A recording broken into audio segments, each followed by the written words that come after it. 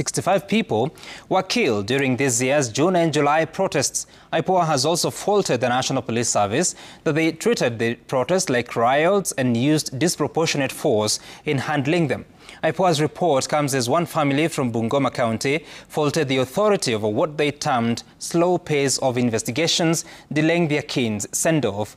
The family is set to bury their son, a final-year student at Thika Technical Training Institute, who was shot during the June 25th Gen Z anniversary protests. Brenda Wanga reports.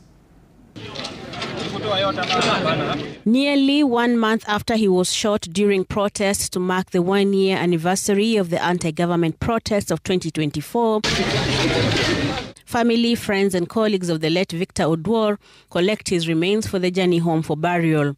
The late Victor was shot in Juja, but it has been a long agonizing wait for his family to get clearance for his burial.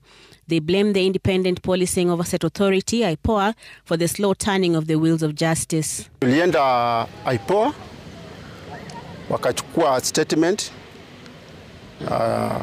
Kutokea hapo, wakaniambia bado watanihitaji, bado wanatafuta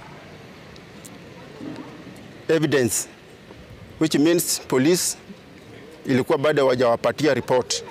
We have not yet gotten the postmortem report from the police because they are telling us that IPOA must approve for them to give us. They are taking us in circles. That autopsy report indicated that the late died from a single gunshot to the head. The autopsy is one of 61 that IPOA, in a report it has released today, says it has attended from the deaths that occurred in the 4 protests from June to July this year. The report also indicates that from those protests, beginning with the one held to demand accountability over the murder of teacher Albert Ojwang while in police custody, to the June 25th anniversary and the Sabasaba ones, 65 lives were lost. According to the oversight body, 1 person was killed during the Albert Ojwang death protests, 23 lost their lives during the 25th anti-finance bill commemorative protests, while the bulk of the deaths happened during the 35th anniversary of the Sabasaba protests, where 41 deaths have been reported so far. The deaths spread across 18 counties.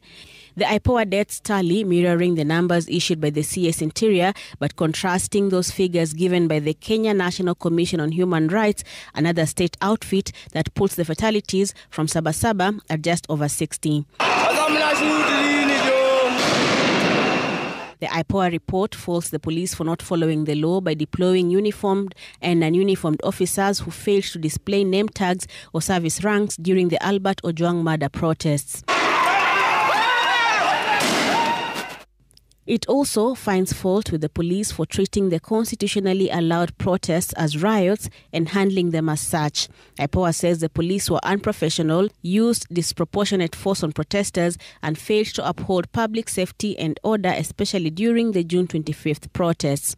The police also stand accused of not intervening in counter-protests that seemed to support the government, concealing vehicle number plates, while commanders are cited for having hidden their rank, insignia, and name tags during the protests.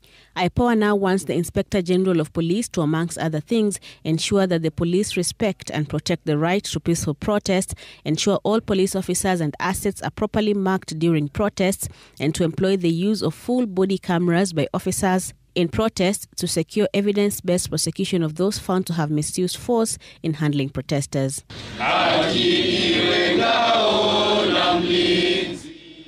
Brenda Wanga, Citizen TV. And staying with the police matters, the government is